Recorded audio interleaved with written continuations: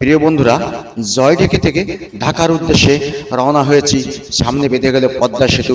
সেই পদ্মা সেতুর টোল পার হচ্ছি বারা, এবং টোল পরিশোধ করে পদ্মা সেতুতে উঠে পড়বো কিছু সময়ের ভিতরেই। দেখছেন, টোল পরিশোধ করে আমরা পদ্মা সেতুর দিকে রওনা হয়েছি এবং কিছু পদ্মা সেতুর পরে উঠেই পড়েছি।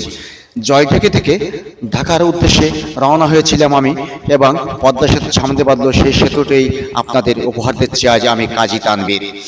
জয়ঢাকি থেকে পদ্মা সেতু 120 কিলোমিটার পথ। চলতে চলতে এক দারুণ অনুভূতি লাগলো। জয়ঢাকি থেকে পদ্মা সেতু পর্যন্ত রাস্তার সৌন্দর্য এমন মনোরম মধ্যকার লাগলো, এক আশ্চর্যজনক।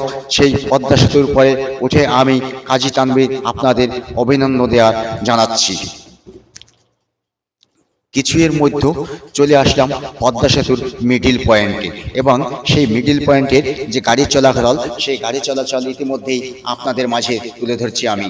এক বৃহত্তম যে পদ্মা সেতু, সেটাই আজ আপনাদের উপহার দিচ্ছি।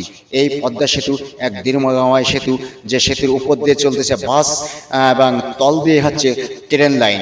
আমি এখন বাসের ভিতরে বসে আছি, কিন্তু ট্রেন লাইনটি আপনাদের দেখানো সম্ভব হলো না। অন্য ভিডিওতে আপনাদের